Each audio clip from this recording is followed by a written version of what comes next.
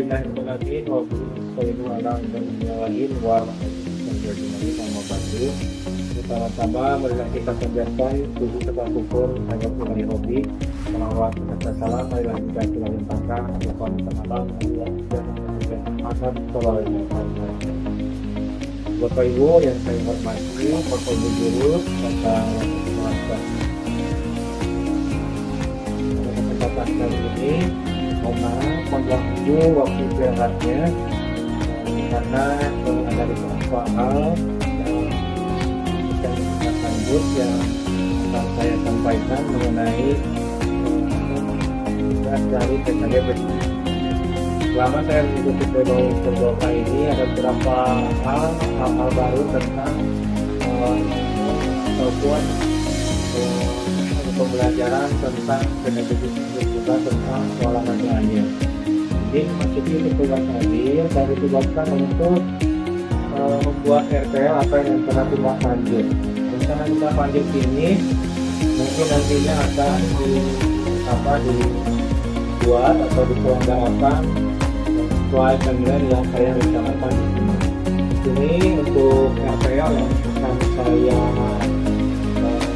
menjadi program saya yang akan rencanakan yaitu penyelenggaraan sport untuk penyelenggaraan melalui program tradisional. Apa yang itu adalah sport edukasi model. Itu berupa kompetisi ataupun olahraga sepak olahraga yang dibangun dalam sebuah kompetisi mulai dari pemain, sebuah perendahan panitia lainnya. Saya berencana akan membuat tim melalui permainan tradisional.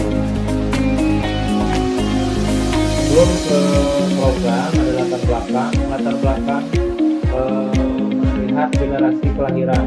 Jadi adalah generasi kelahiran berdasarkan tahun lahir. Kira-kira Bapak Ibu ada di tahun berapa dan ini adalah generasinya. Nah, untuk yang kelahiran di 65 sampai 80 ada di generasi X. Itu untuk karakteristiknya yang menjadi fleksibel. Kemudian di generasi dunia itu kelainan 81 sampai 96. Itu untuk karakteristik teknologi yang riset lebih kembali.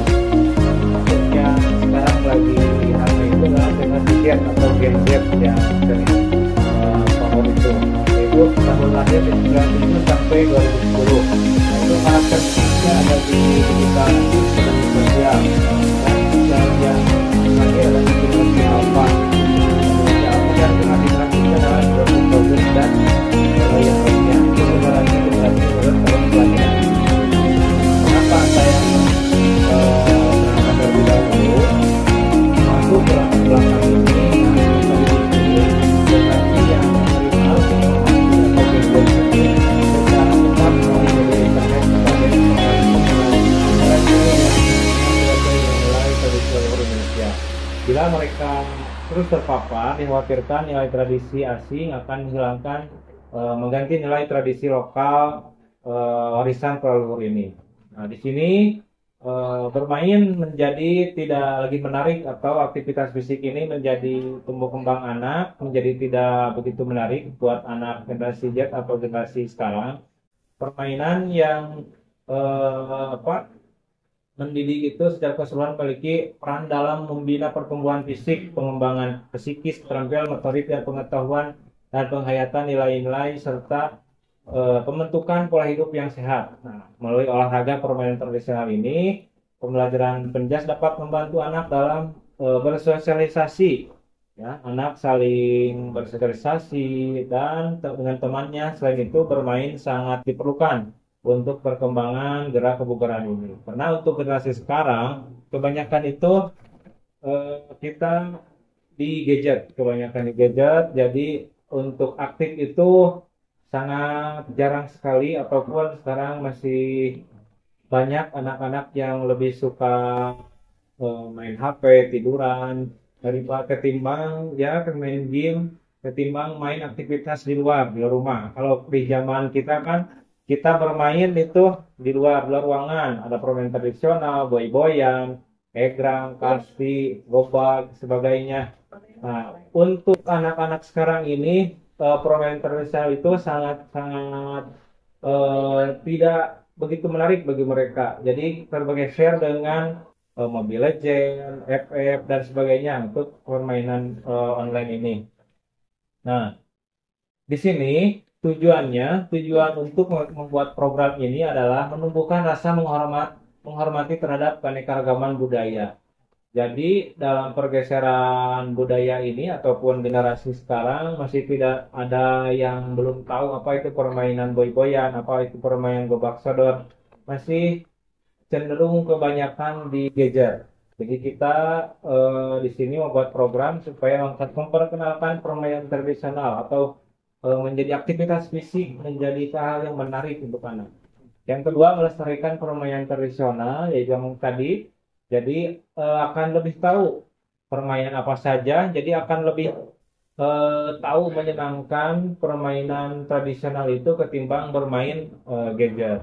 Yang ketiga, membuat kegiatan aktivitas fisik untuk meningkatkan kebugaran. Nah, otomatis dalam melakukan aktivitas fisik atau melakukan permainan ini, kebugaran anak akan meningkat dengan melakukan permainan ini.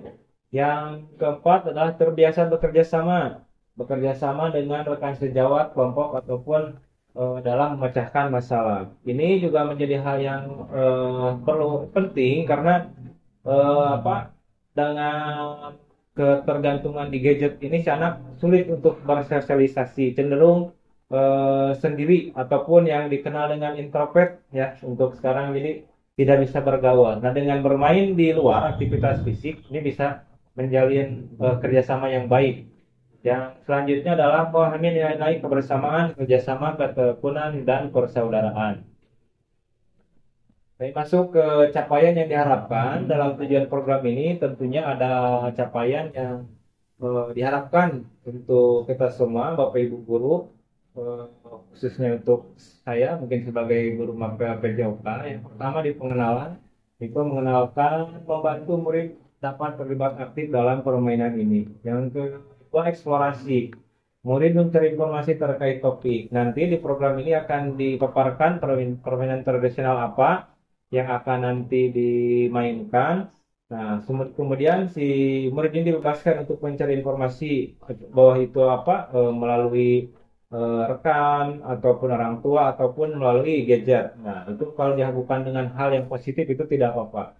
Kemudian proyeknya murid merancang dan membuat produk sebagai hasil belajar. Jadi proyeknya ini menjadikan sebuah permainan tradisional ini menjadi sebuah pembelajaran atau produk menjadi pembelajaran untuk mereka. Dari proyek ini nanti akan mereview pengalaman permainan untuk mencapai tujuan tersebut. Akan melalui review evaluasi apakah permainan menarik ataupun tidak, ataupun apa yang kurangnya nanti dalam di akhir proyek ini. Kemudian struktur program dan mitra. Program yang dibuat merupakan kokurikuler yang menjadi upaya untuk mendalami dan menghayati materi pelajaran yang dapat melalui kegiatan permainan tradisional. Artinya, kokurikuler ini berarti pembelajaran ini ataupun permainan program ini dilakukan di luar jam pelajaran. Di luar jam pelajaran nanti kita akan buat programnya seperti apa. Dan untuk mengisi waktu anak-anak menjadi waktu yang lebih berguna. Yang kedua, murid yang terlibat adalah siswa kelas 456, baik laki-laki ataupun perempuan, jadi semuanya terlibat. Tidak hanya 456, tapi juga di kelas A dan B juga, kelas 2, 3 juga itu dilibatkan, tetapi dilibatkan dalam sebuah peran bukan sebagai pemain ataupun peserta, melainkan sebagai supporter dan kepanitiaan lainnya. Kemudian penanggung jawab ada kepala sekolah dan juga mitra kita dengan wali kelas, koordinator, dan masing-masing kelas, kepanitiaan, peserta, dan pihak lain yang berasal dari murid. Kita akan rancang programnya seperti apa. Kemudian kapasitas yang dimiliki, untuk aset yang dimiliki di sekolah ini kita mempunyai kepala sekolah tentunya, guru kelas dan juga guru mapel. Murid yang berjumlah 208 orang, 218 orang, dan karena prasarana ini sekolah memiliki lapangan olahraga yang lumayan cukup luas bisa digunakan untuk permainan dan juga alat-alat yang diperlukan. Rencana evaluasi. Nah, untuk evaluasi ini secara menyeluruh dilaksanakan setelah pelaksanaan selesai. Apa yang sudah baik dan apa yang harus ditingkatkan. Melihat dari umpan balik murid berupa kuesioner ataupun wawancara. Jadi nantinya setelah beres program ini akan diberikan kuesioner umpan balik kepada peserta didik. Apakah pembelajaran tradisional permainan tradisional ini menyenangkan ataupun tidak, ataupun bagaimana, dan kita akan perbaiki mana yang kurang ataupun mana yang tidak.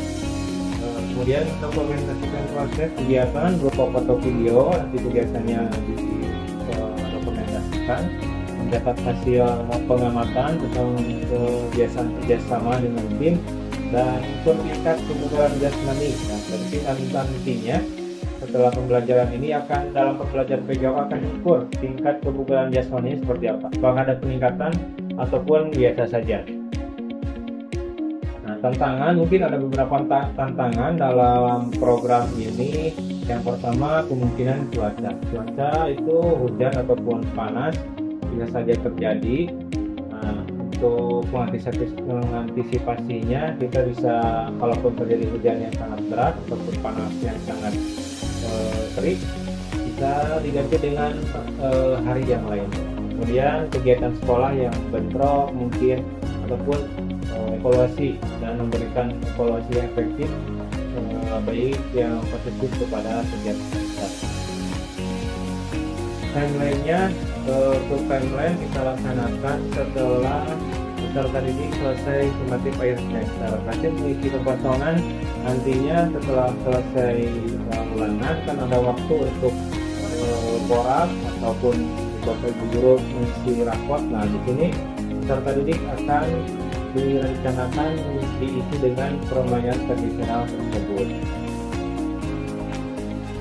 Itu yang mungkin paparan ataupun rencana program tindak lanjut yang mungkin insya Allah akan saya kerjakan di kedepannya. Mudah-mudahan ada manfaatnya untuk Bapak Ibu guru semua, dan juga khususnya untuk kita semua dan juga peserta didik, untuk menjadikan pembelajaran yang lebih menarik dan lebih berdiferensiasi kepada peserta didik.